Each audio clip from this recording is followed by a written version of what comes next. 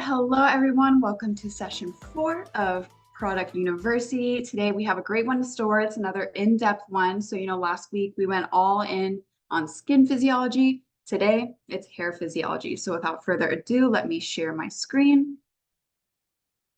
All right, so today we are looking at hair physiology and Riman. Not only are we looking at the structure of our hair, but what the Riman products are doing for both the hair and the scalp and ultimately hair health. So just looking at our hair at a glance first. So humans actually have approximately 5 million hair follicles on our entire body. Of course, we have areas void of hair, so that's going to be like your palms of your hands, the soles of your feet. But of these 5 million hair follicles, 100,000 roughly are on your head. So other than cosmetic appearance, obviously by dyeing your hair and styling it, hair provides many benefits depending on its location. So you have not only that it offers protection against external elements essentially, and then also thermal regulation as well as UV protection. So the hair specifically on your scalp actually provides some UV protection. So when we're kind of appreciating hair, of course, it has that aesthetic component to it, but it actually does have a huge purpose on our body. And so if the hair growth and follicle structure are unbalanced, there actually can be a significant impact on your overall perceived hair health, not only in the aesthetic appearance of it, but its functionality as well. All right, so now we understand the hair at a glance. Let's look at the hair in depth. So here is a picture of the hair follicle. And so the hair follicle itself is located within the dermis and is considered the living part of your hair. So what's really interesting, and if you remember from our discussion last week on the 3 different layers of our skin, we have the epidermis at the top, the dermis in the middle, and then that hypodermis at the bottom. We essentially have this hair follicle located in the dermis, but it actually originates in the epidermis. So if you can see here, the epidermal cells essentially curve in towards the hair shaft. And so there is some epidermal component to the surrounding hair follicle. And so the hair follicle in its entirety is considered to be part of the pilosebaceous unit, which is a super fancy name you do not need to remember, but essentially it is referring to not only the hair follicle, but the sebaceous gland that neighbors it and the erector pili muscle. So the hair follicle, of course, is where the hair is growing. That sebaceous gland creates sebum, which is that natural oil that we often have on our face and through our pores. But in this instance, it is providing some lubricity to the hair follicle. And then really cool, I think, is the erector pili muscle. So this muscle actually is what contracts and causes your hair to stand up, especially if you have goosebumps or if you're cold. So that's what's essentially happening when your body's perceiving either nerve impulses or thermal regulation in terms of that cold touch. So when we look at the actual hair follicle itself, we have a couple of really important components to it that allow for the growth of hair. So specifically, if we're looking down here, this is known as the bulb of the hair follicle. So this is where essentially all the growth is really occurring. And it all is essentially about the constant replication and keratization of keratinocytes. So if you remember again from last week's discussion, skin cells are called keratinocytes. And so those same keratinocytes are actually what are growing or creating your hair shaft. But in this instance, they differentiate such that they're tightly packed together to create keratin. So your hair is made of keratin, but originated as keratinocytes. Beyond the keratinocytes, we also have melanocytes, which are at the bottom of the bulb. So again, if you remember, melanocytes are those cell types that create melanin or pigment. So they do exactly the same thing here, but for our hair in the sense that they are creating the pigment of your hair follicle. And we'll go a little bit more in depth on that when we talk about hair types. And so essentially as the hair grows from the bulb, it is getting all this nutrients from what is known as the dermal papilla. So the dermal papilla is a structure of nerve fibers and of capillaries. And so these essentially allow for nutrients and for oxygen to reach the hair for healthy hair growth. And it also determines the size and the color of the produced strands. So the effectiveness rather of the dermal papilla on your scalp is going to be different from the hair that grows on your eyebrows or your eyelashes, as they are much shorter. Sometimes some are more thick or different colors. So that's why you might, have red hair like me, but I have blonde hair in my body. And that's because there's just different things going on in the bulb of these various hair follicles. All right, so Understanding this is really important because it's the living part of your hair. This is the part that can get nutrients, can be affected in terms of growth of the hair. But when you're looking at the visible part of our hair, that's considered the hair shaft. So this is actually made up of dead skin cells. So they are no longer alive. And so the dead skin cells really are keratin. So this protein that is flexible, strong, and it also kind of gives some elasticity to our hair.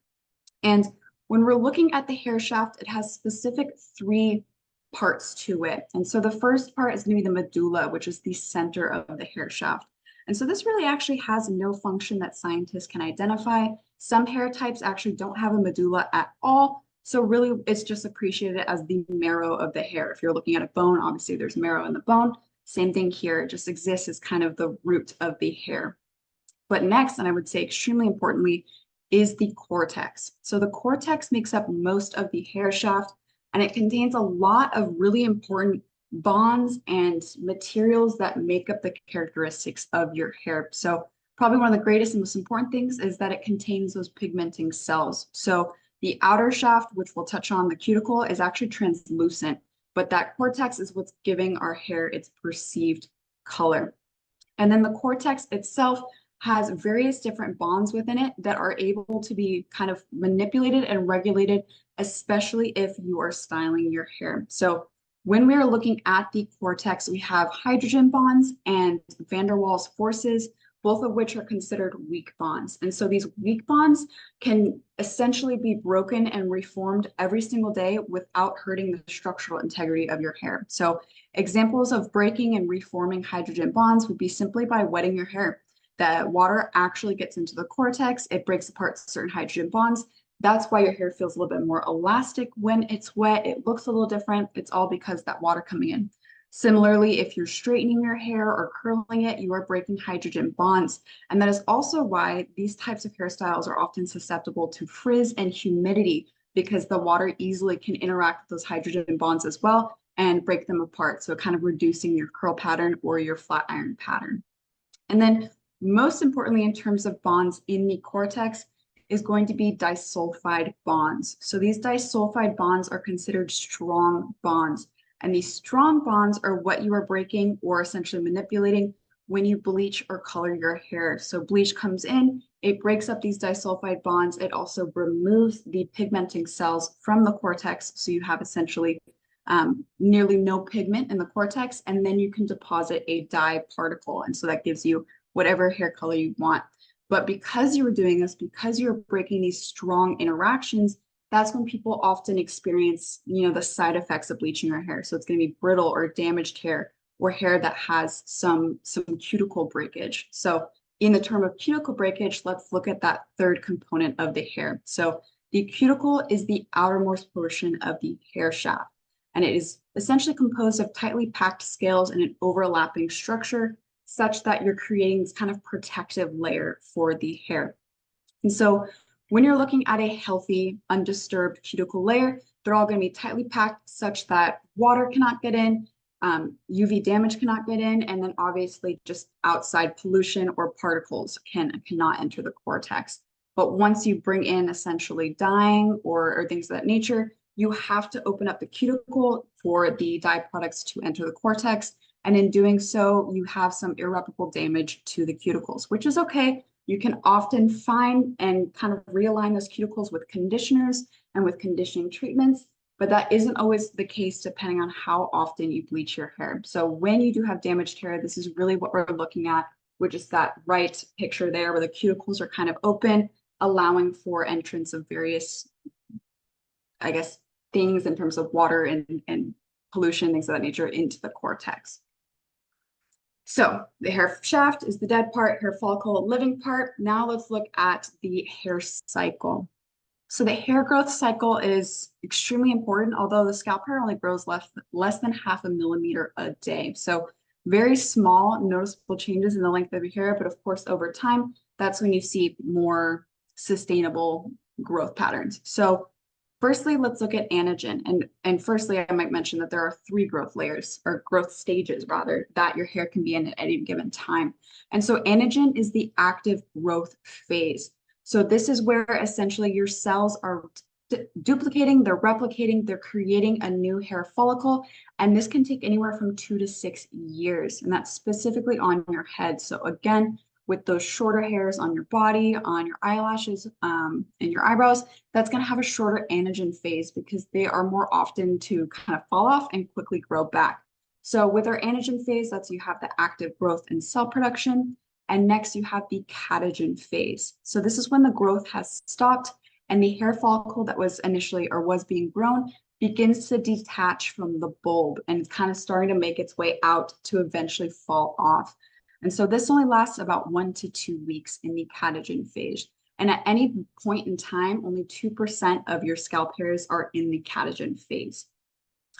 And then if we look at the last phase, that's the telogen phase. So the telogen phase is when the hair is fully detached and essentially we are just prepared for the next anagen phase. So the hair specifically now that is fully detached will either fall out on its own, fall out with brushing or with general manipulation, or the next growing hair that's in anagen phase will actually push it out of the hair follicle. So a telogen phase roughly accounts for about 10 to 15% of any of the hairs in your head are going to be in the telogen phase.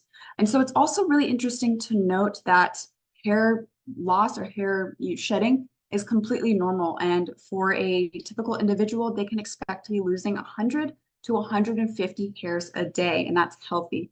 When it's not healthy is when you are losing hair that is still in the anagen phase that is trying to grow. And so that's often insights with various hair loss concerns, as well as alopecia as well.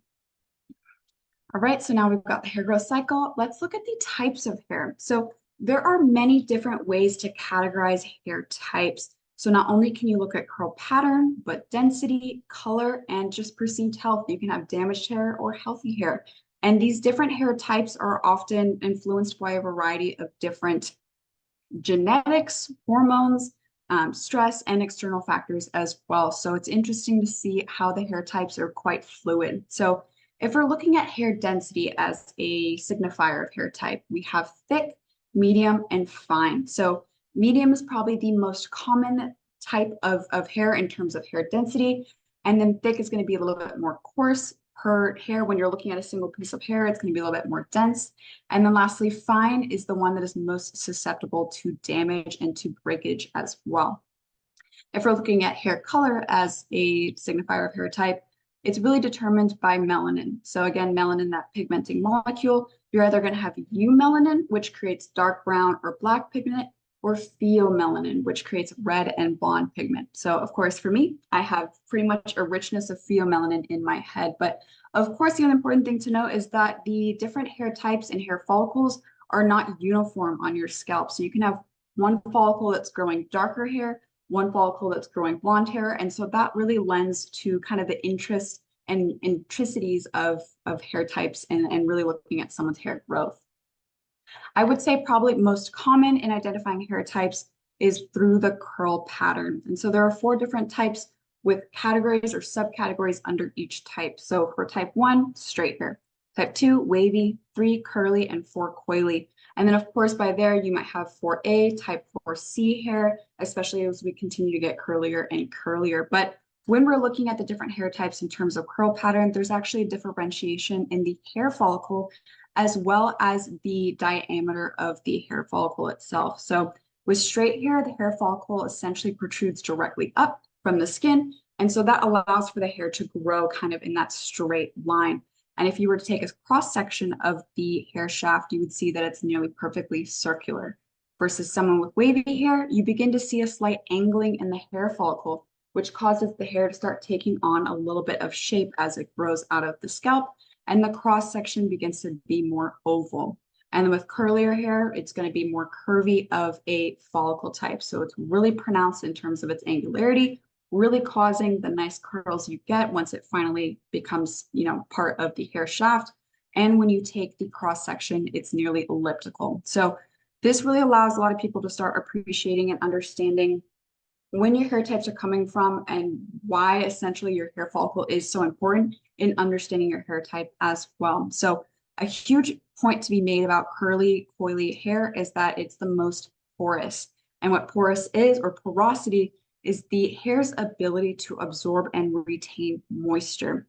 And so your hair at any point in time should have roughly 17 to 34% water in these strands, but having too much water in your hair actually can be damaging to the hair. So if you might have heard, or something I've always heard from my hairstylist is, if your hair is wet, try to comb it from the bottom up and don't yank the comb through, and try not to use a brush. Use a comb, a fine tooth comb, because when you have water in your hair, it essentially increases the elasticity, as I had mentioned. And if you stretch it too far past this elasticity, you can cause breakage to your hair. So really, when you're also considering your hair type, the porosity is an important thing to take to note, just in understanding how to treat it and how to care for it, especially in washing. And then another part in terms of the hair discussion is the scalp itself. So what is the scalp if not an extension of your facial skin? And so it also contains those typical 3 dermal layers, and they can experience the same type of issues as your face in terms of dryness, oiliness, etc. And so there's actually a new trend, and it's a trend that's been around, I would say, for about 2 years or so, called the skinification of the scalp. And so the skinification of anything is simply treating that thing as if you would treat your facial skin, with proprietary ingredients or, special active formulas that allow for the utmost health of your scalp in this instance. So we're looking at things that, might exfoliate, hydrate, or moisturize the scalp in the hopes of healthier hair growth. And what's also important to note is that it itself boasts a powerful microbiome. So we have a microbiome in our gut, and we have it on our body skin, facial skin. We also have it on our scalp.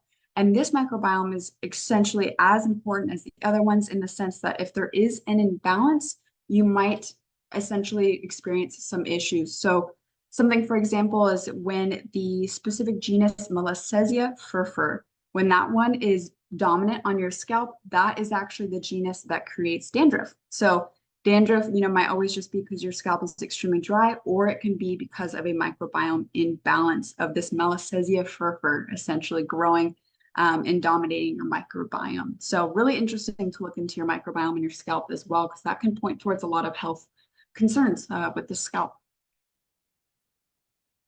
All right, so understanding now the hair, the structure of the follicle, the shaft, and of our scalp, let's look at some common hair concerns. And again, this is not an exhaustive list. There are so many different concerns. I would say probably one of the biggest ones, of course, is hair loss, hair growth. But in that instance, that again is something that is clinical, that I want to focus more on something that just everyone may experience in their typical day-to-day, that Riman and its ingredients can help. So the first one's going to be dryness. So dryness is simply, the hair follicles aren't either producing that necessary sebum to coat and to provide lubricity to the hair, or essentially you are overwashing your head and you are causing dryness to your head.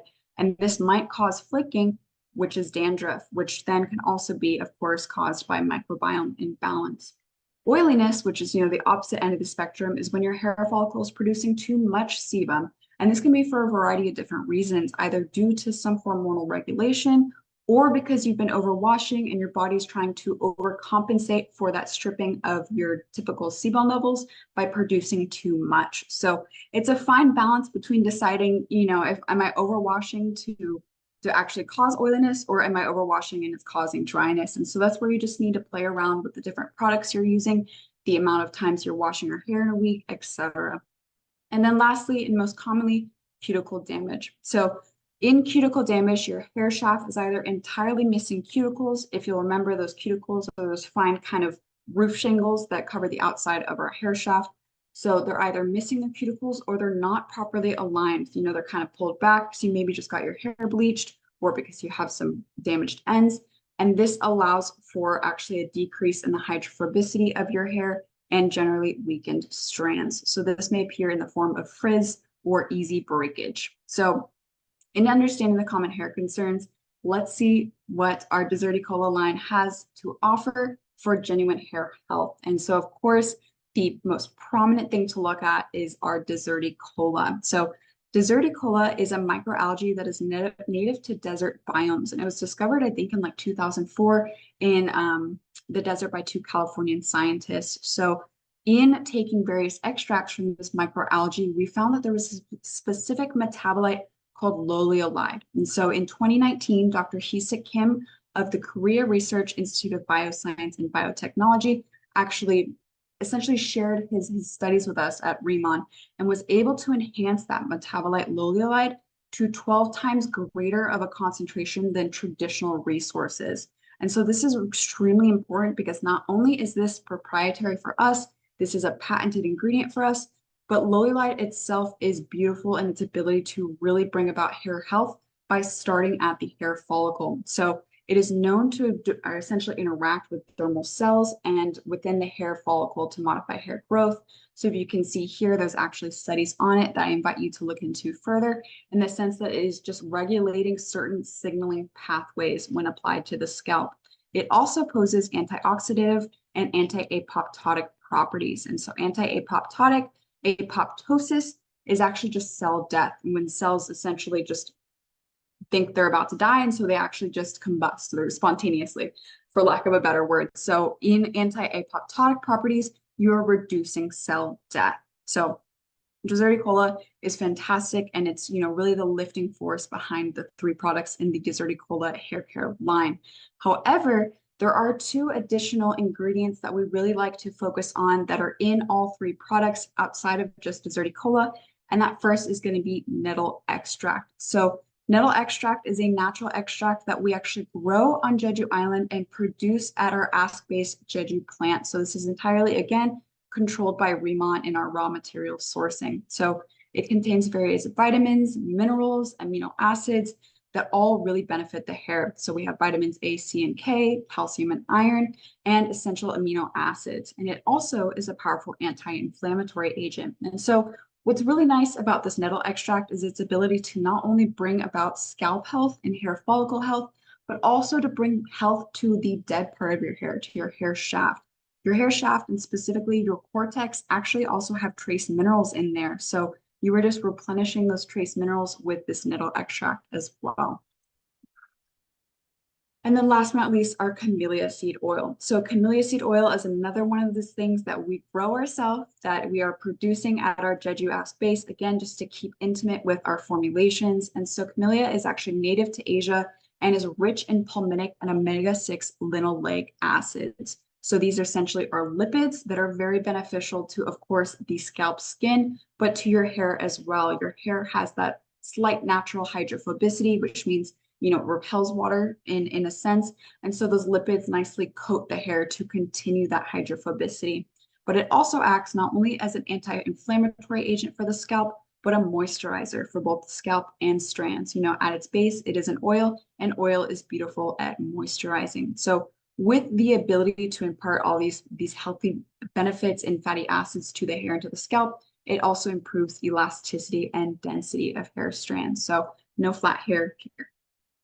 So in understanding the hair care lines, beyond just the ingredients, we also have to appreciate the certifications that back the prowess of this line. So probably the most prominent, of course, that is unique to the entire Bodolab hair care and body care line is the Eve Vegan certificate we have received. So Eve actually stands for Expertise Vegan Europe, and it is an independent organization that essentially assesses vegan claims or both on products or manufacturing entities to make sure that they are actually rigorously following the vegan way of production. So what's really unique about Eve Vegan is how well it's recognized. They're probably one of the most well-recognized certification agencies in this sphere.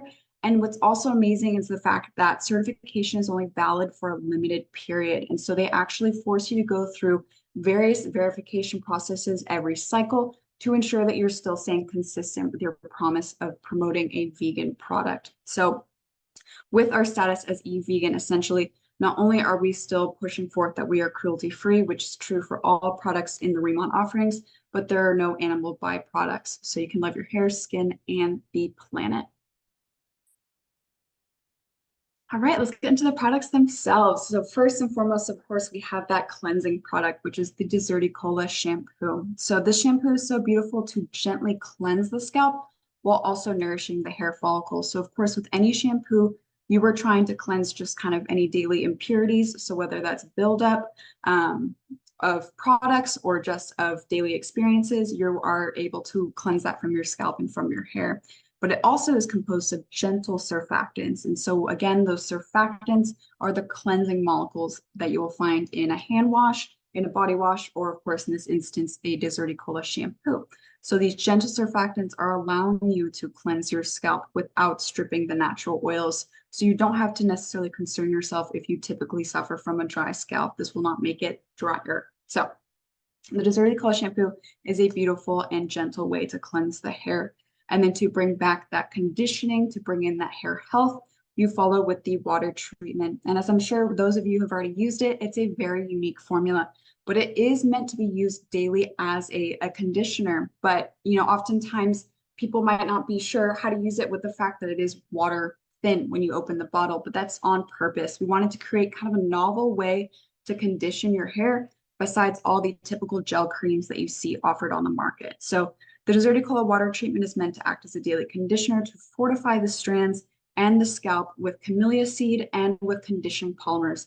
This will allow not only for some reparation of damaged cuticles, but also for bringing essentially a healthy shine, whether you're air drying or styling your hair out of the shower. So with its being water thin, once it comes into contact with water, that's when you begin to experience the solidification, the slight creaming up of this formula. And with that, it brings actually a slight sense of warming, which might be nearly perceivable when you're in that hot shower, but it's there. And this really allows for the therapeutic aspect of the water treatment.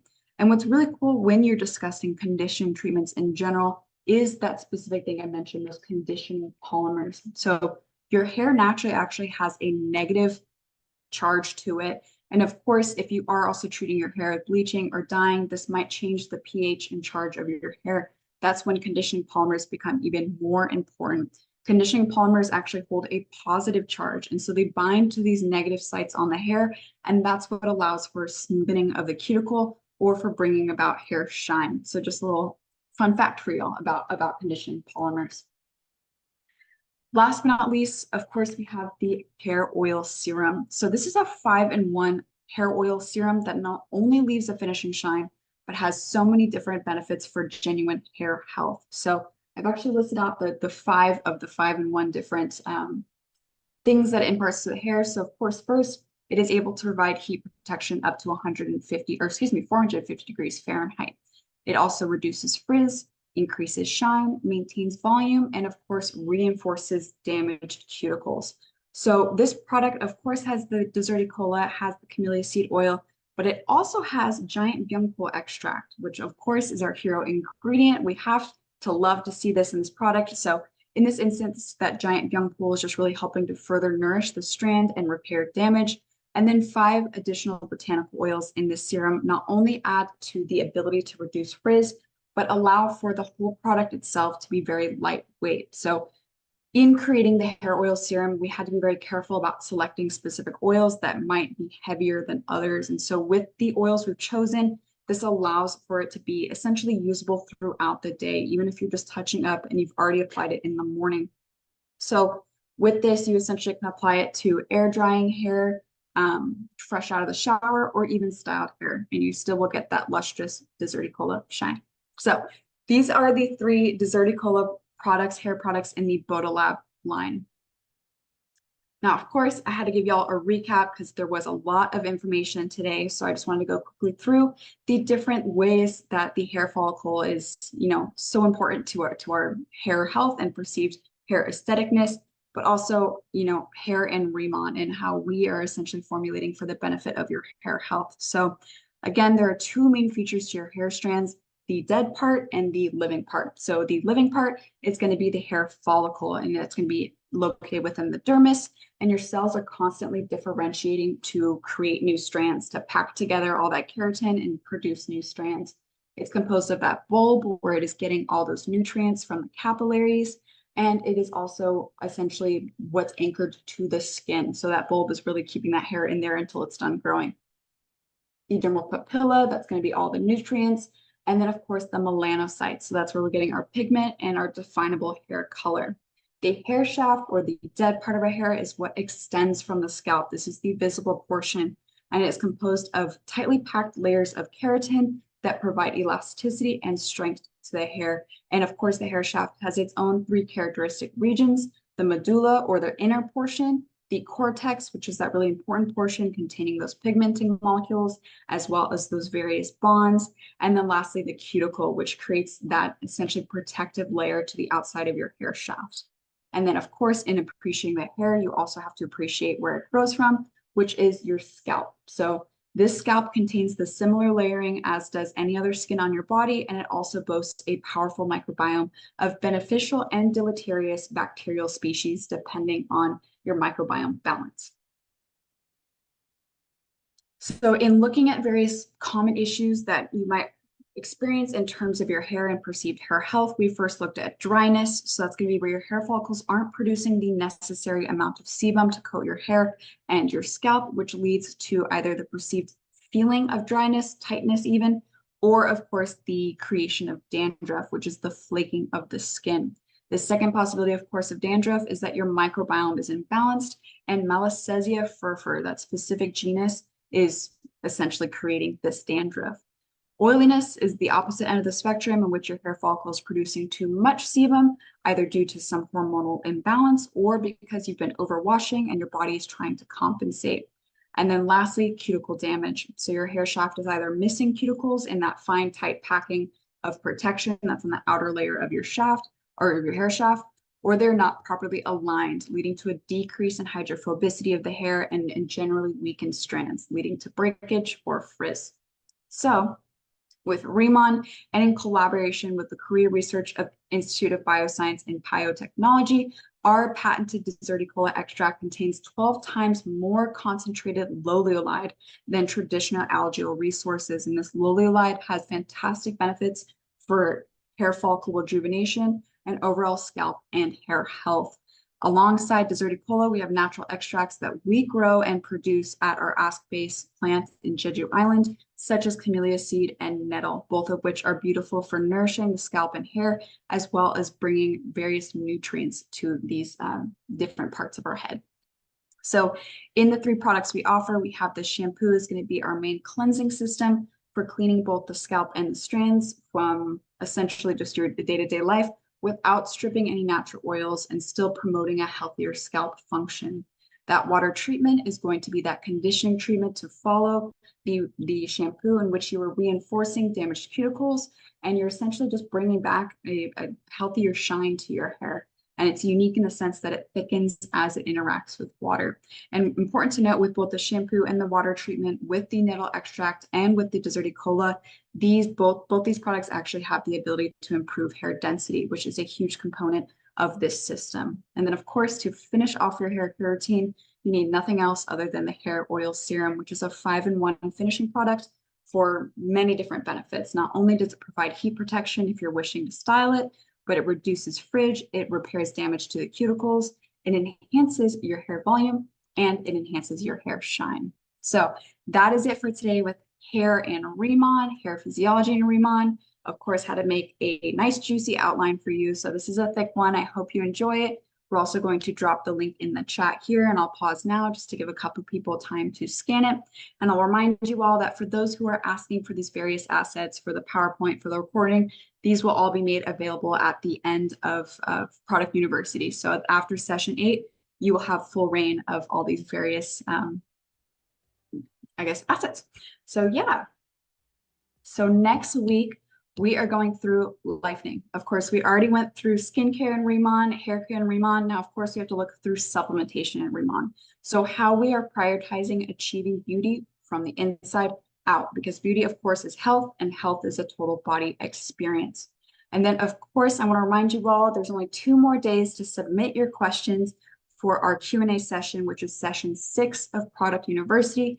And it's actually kind of developed a little bit. So now we are actually going to start out that session with an ask-based review from HQ executives. So this is a really important call. We are going to get directly from the source all this fantastic information that we touched on in week 1. And then, of course, we'll cap it off with a Q&A session featuring the questions you have asked me. So please email ritual@riman.com. Again, the cutoff is March 1st. So I'd love to get your questions and hopefully answer them in the next coming weeks. But that is all for Product University today. I am so appreciative of y'all being here. I always am. Thank you again for listening to me. And I cannot wait to see you next week for session 5. Talk to you later.